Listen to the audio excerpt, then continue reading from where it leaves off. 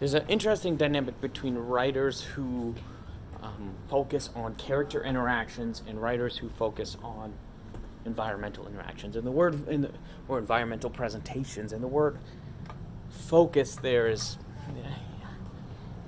I always find myself making disclaimers about intent.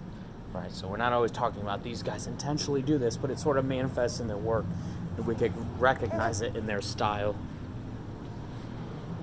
So character interaction. One we have, the difference between Shakespeare and Jonson, right? So Shakespeare, we have convoluted plots. I say convoluted. We have fancy plots, and we have character interactions and complex characters that change and that interact in very interesting ways with each other. Then we have Jonson, who presents environments and characters who are less complex, but who exist in more complex environments.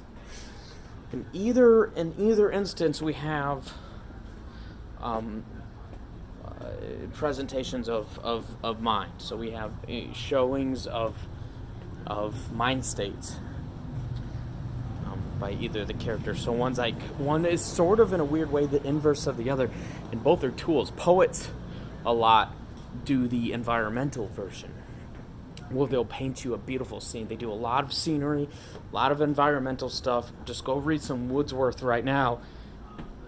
What's his one poem about the guy that sits by the tree? And this poem is about a guy sitting by a tree, but it's the guy comes up once a paragraph, quote unquote paragraph, once a stanza or whatever. Mostly it's descriptions of the environment, and then how the environment is tells us how he is. Tells us we see the environment through his eyes. And so this way and poets do this too, right?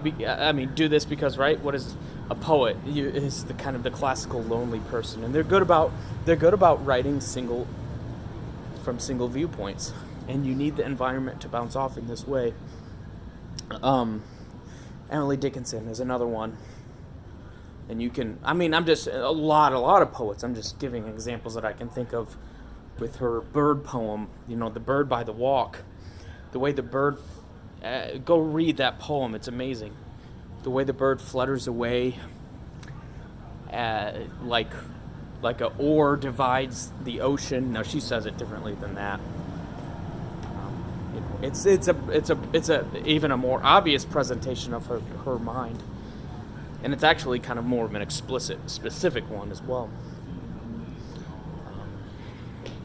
In T.S. Eliot, one time he says he has this line that I've thought about. He says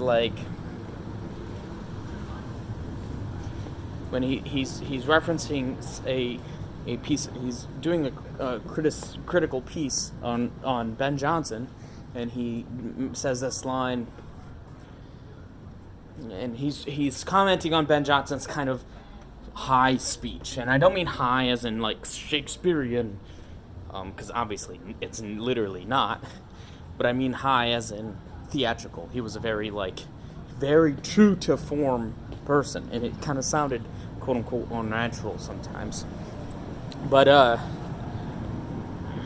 he says this, something close to this. A man may not speak like that, but the spirit of envy certainly does. Right? So, a man, I may not, and listen to my voice as I say that, but the spirit of envy certainly does. Brian doesn't speak like that, but the spirit of drama or the spirit of excitement certainly does. So environmental writing can get more poetic in those sense, because the environments and the way we're seeing environments aren't and should not be, would not be, if we were being honest in our writing, the same as the way we speak normally, right? The spirit of man is not the spirit of trees.